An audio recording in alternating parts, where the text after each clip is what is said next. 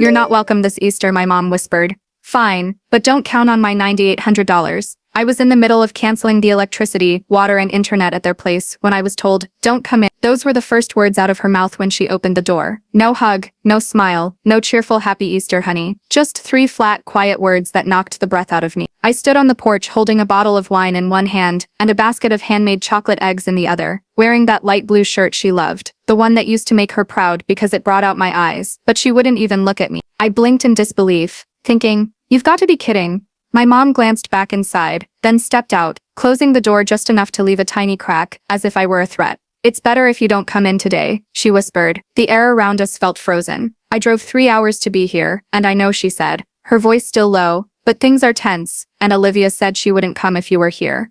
Of course Olivia was involved. She always was. I could hear laughter from inside, the clinking of wine glasses. Uncle James probably said something like, "Cheers to real family being together."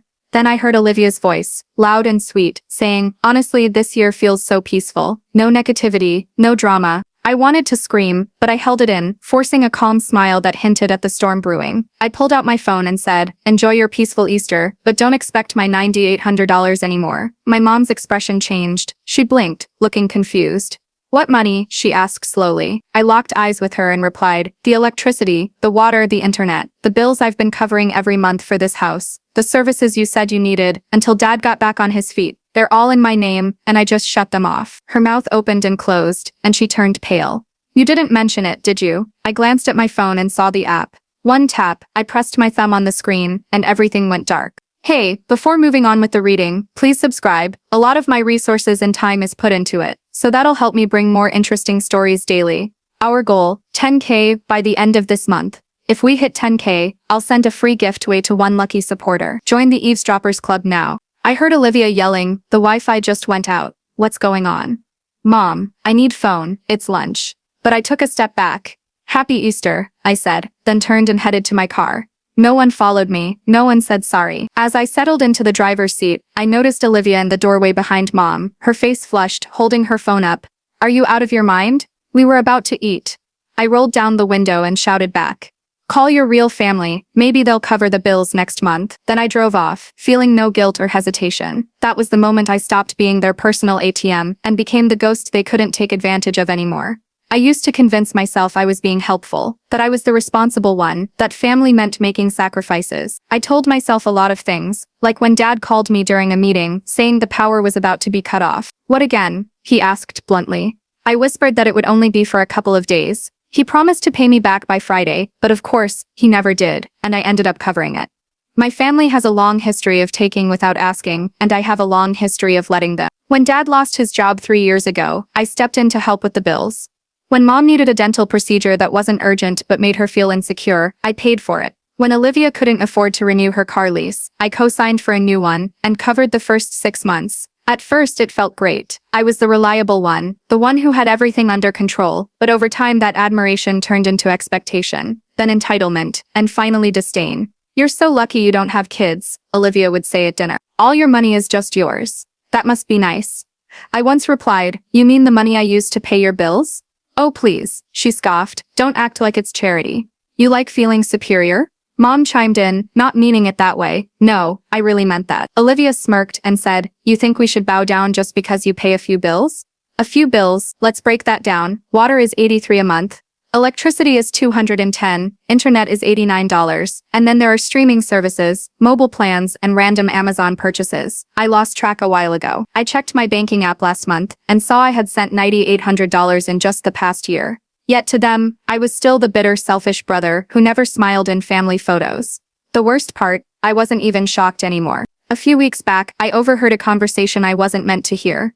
I dropped by the house unexpectedly to bring some groceries and heard laughter coming from the kitchen. "He's so uptight," Olivia said. "You think paying a few bills makes him king of the world?" Mom added, "He's probably just lonely." Dad jumped in. "He works too much, makes all that money, but has no one to share it with. At least he's good for something." Olivia joked that I'd cry if I had to pay for my own internet. They all laughed. I stood frozen on the porch, grocery bags in hand, and no one noticed me. I turned around and left without saying a word. That night, I canceled the auto-pay for their Netflix and Disney+. The next day, Olivia texted, "Did the Wi-Fi glitch, or did you forget to pay again?" I didn't respond. but the real breaking point came 2 months ago. I logged into my bank account to transfer some money and noticed something odd: several Apple Pay charges. I didn't recognize a new MacBook, a wellness retreat subscription, or designer clothes, all charged to the card I had given my mom for emergencies. I called her right away. "Did you buy a MacBook?" "Oh, that was for Olivia. She needed it for work and the retreat. She's been having a tough time." Honestly, she was crying every night with my money. Then she got quiet and said softly, "You make more than all of us combined. It's not like you can't afford it." I hung up without saying a word. For days I wrestled with the idea of confronting them, but then I recalled something Olivia mentioned last Thanksgiving. "We all have our roles. Mine is to be fabulous, and yours is to cover the turkey bill." Everyone laughed, including me, though I was just forcing a smile and swallowing my pride. Now, I can't even see a turkey without feeling like screaming. Easter was meant to be that one time of year when we pretended to care about one another. I bought gifts for the kids, took time off work, and even made brunch reservations. A week before, I got a text from Mom. "Hey sweetie, can you make sure the utility bills are paid before the weekend? Olivia is hosting an egg hunt at the house." I didn't reply, but I ended up shelling out $385 for their comfort and got zero appreciation in return. Then Easter arrived. I showed up with wine and chocolate, only to have them slam the door in my face. "You're not welcome this Easter," my mom said, and Olivia made sure I heard it. Honestly, it felt better without the moody vibes she called from inside. "Lighten up, keep it cheerful." This year, they wanted light, so I gave them darkness. No electricity, no water, no internet. I sat in my car and watched the house gradually go dark. The porch light went out, and the lawn sprinklers stopped. 5 minutes later, Olivia burst out the front door, waving her phone like a weapon. "What did you do?" she yelled. I rolled down the window and said, "Enjoy Easter, just like you wanted, without me," and drove off, finally realizing that sometimes healing means cutting ties. I hadn't even made it home before the calls started. First Mom, then Dad, then Olivia, over and over. My phone buzzed so much it nearly slipped off the seat. I ignored them all until one message from Dad made me laugh out loud. "Come back and fix this." "Fix what?" "Your water, your internet, your idea of a happy family." "No thanks." They showed up at my place 2 hours later. I heard the knock but didn't budge. Let them simmer for a bit. Maybe they'll finally feel something. Then I heard shouting, "Are you really going to ignore your own mother on Easter? Open the door right now, or we'll call the cops." Olivia yelled, claiming it was abuse, her voice getting louder. I opened the door just as she was about to bang on it again, and she nearly stumbled inside. "Get in," I said flatly. "But if any of you raise your voices, I'll call the police myself." They rushed in like a whirlwind. Mom was crying, Dad was pacing, and Olivia was still screaming. "Do you think this is a joke? We had guests over, kids. Do you know how hard it is to explain to a 5-year-old why the bathroom won't flush?" I replied, sitting down. "Yeah, you told them their aunt and uncle expect me to handle everything." Suddenly there was silence. Mom gasped, Olivia's eyes widened, and Dad's fists clenched. "How dare you talk to your family like that?" My mom snapped. "Family?" I raised an eyebrow. "The same family that told me not to come because I ruined the vibe? The same ones who laughed behind my back about how useful I am, and treated my money like it was endless?" Dad stepped forward, saying I was overreacting. "No," I said. "I'm done reacting, I'm taking action." Finally, Olivia crossed her arms. "You think this makes you powerful, cutting off the utilities just to make a point?" "No," I replied. "This makes me free." She scoffed, calling me ridiculous. "Honestly, you've always had this martyr complex. You want applause for paying some bills. You mean the $9,800 I spent last year?" I shot back. "That covered your heating, your Zoom therapy, your new iPhone, and your so-called business trip to Paris, which was really a spa week in Palm Springs." Her face went pale. "You went through my stuff. You used my credit card for the plane ticket." "I get the statements, genius." Dad tried to steer the conversation elsewhere. "Okay, look, we've clearly made some mistakes." I interrupted him. "Dad, you told me to my face that I didn't belong at the table, that Olivia deserved the help more because she has a future. You looked me straight in the eye and claimed I was angry." He replied softly, "No, I said you were honest." For once, Mom chimed in. "Sweetheart, please, we're family. Can we just hit reset and forget what happened?" I shot back coldly. "No, because you didn't just shut me out this Easter. You've been shutting me out for years. You've been fine taking what you want, but the moment I say no, I'm the bad guy." Olivia was trembling, her face shifting from furious red to a simmering rage. "You'll regret this," she hissed. "You think cutting us off will make you feel better? You'll be alone." "Good," I replied. "Being alone is better than being drained by people who smile when I walk in and trash my name when I leave." The room fell into a heavy silence, thick with tension. Then I stood up and said calmly, Here's what's going to happen. You'll find another way to pay the utilities, and you'll transfer the car lease off my name within 30 days. Also, you'll stop using my Netflix, Spotify, and Amazon Prime. If you don't, I'll lock them all down for good. You wouldn't? Dad started, but I cut him off. Try me. And to Mom, I added, if you ever try to guilt trip me again with your our son, just remember sons deserve love, not bills. Mom began to cry, and Dad looked down. Olivia stormed out, slamming the door so hard that a picture frame tilted. But I didn't care. I didn't follow, didn't explain, and didn't try to fix anything. For the first time, I didn't attempt to make it better. I closed the door, locked it behind them, and exhaled. The battle was over, and I had finally won. The silence that followed was surreal. No calls, no texts, no unexpected knocks at the door. It felt like they all decided I didn't exist. And honestly, it felt incredible. For the first time in years, I woke up without that weight in my chest whispering, what do they need from you today? No more checking my bank app to see if I had enough to cover their latest crisis.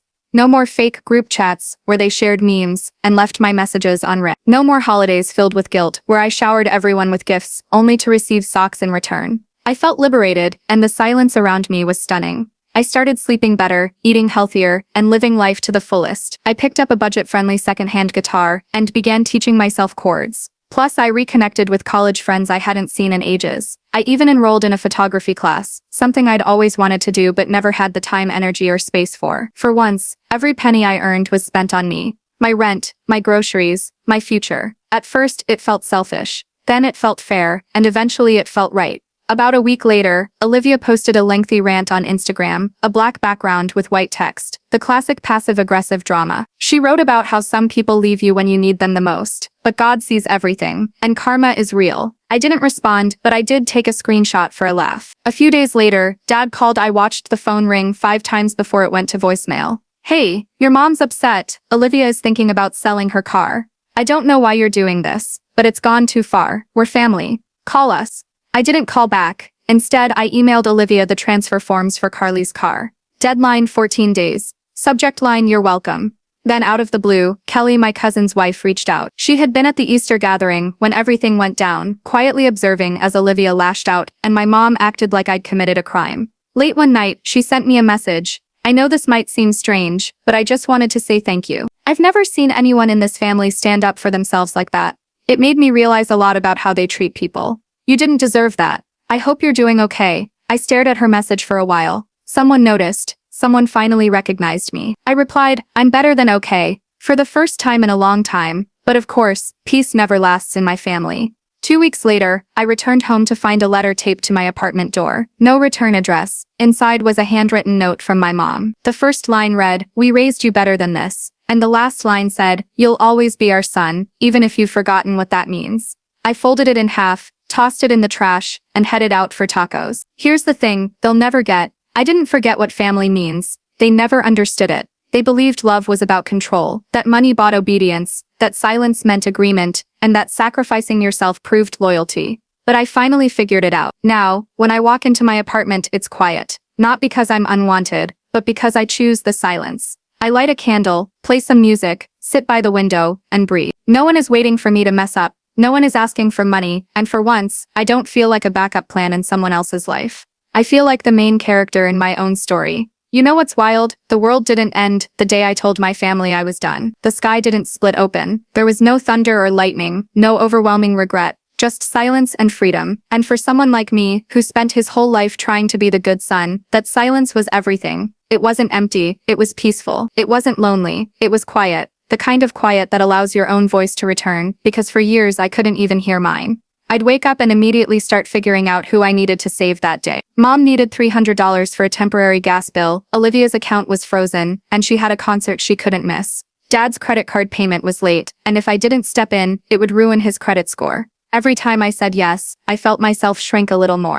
They didn't ask, they expected. They didn't think they were joking. They didn't see me. They used me and I let them because I thought that's what love was supposed to feel like, suffocating. I confused being needed with being wanted. But they're not the same. Being used and being loved are two completely different things. It took one slammed door and a severed power line for me to realize that after Easter, the messages just stopped. No more threats, no more pleas, and definitely no more guilt trips wrapped in pretty packages. It felt like I had vanished and everyone was too nice to admit it. But that ghosting period gave me the clearest perspective on my life that I've ever had. I began to ask myself questions I had never been allowed to consider. What do I truly want? Who am I when I'm not tied to them? What if I stop being their support system? And you know what I discovered? Breath, space, and joy. I learned to cook real meals for myself instead of just relying on cereal and feeling ashamed. I joined a local music jam and started writing short stories and poetry on Saturdays. It turns out there's a whole person beneath all that guilt. Then one evening, weeks after everything fell apart, I bumped into Rachel, an old college friend, at a bookstore. She looked different, happier and lighter. We grabbed coffee, and during our chat she asked if I was still close with my family. I hesitated, then answered honestly for the first time, without hesitation. No, I cut them off. She blinked and then smiled. Good, I laughed, surprised by her reaction. Most people look at me like I've committed a crime. She shrugged, saying most don't understand what it's like to be the black sheep of the family. We ended up talking for hours about setting boundaries, healing, and finally choosing ourselves without feeling guilty about it. That night, as I walked home, I realized I wasn't broken anymore. I was rebuilding my life from scratch without them, and that was perfectly fine. Weeks turned into months, and I started noticing the little things that mattered. I no longer flinched when my phone rang. I stopped dreading my bank account balance, and didn't check Olivia's social media for the next insult. One day, I found myself genuinely laughing at a meme someone sent me. It hit me like a wave. Wow, this is amazing. I'm feeling great. Not because something extraordinary happened, but because I'm no longer feeling drained. For the first time in forever, I wasn't just a part of someone else's life. I was simply me, alive, awake, and free. Then came a surprise. I received a voicemail from Mom. Her voice was shaky and soft, almost delicate. Hi, sweetheart. I hope you're doing okay. Olivia's been having a tough time. The house feels different without you. I know you're upset, and we messed up, but you're still our son. We love you and I miss you. I listened to the message twice, and for the first time I didn't cry. I didn't feel the urge to go back, nor did I feel guilt or anger. Instead, I just felt done, and that feeling was warm, not cold. It was like standing in the sun after years spent in the shade. So here's what I've learned. Saying no doesn't make you a bad person. Setting boundaries doesn't mean you're heartless. And walking away from toxic people, even if they're family, is about survival, not betrayal. Sure, maybe my name has become a bad word at their dinner table. They might twist the narrative and paint me as the villain, the ungrateful one, the cold-hearted. Let them. They're no longer part of my life, and now my life is truly mine. If you're reading this and you're exhausted from always being the one who gives, forgives, and sacrifices while they laugh behind your back, let me be your proof. You have every right to stop, to walk away, and to choose yourself. If they ever say you're not welcome, just respond, good. I didn't come here to be welcomed. I came to stop the bleeding. Then stand tall, walk out the door, and don't look back, because peace isn't something they can give you.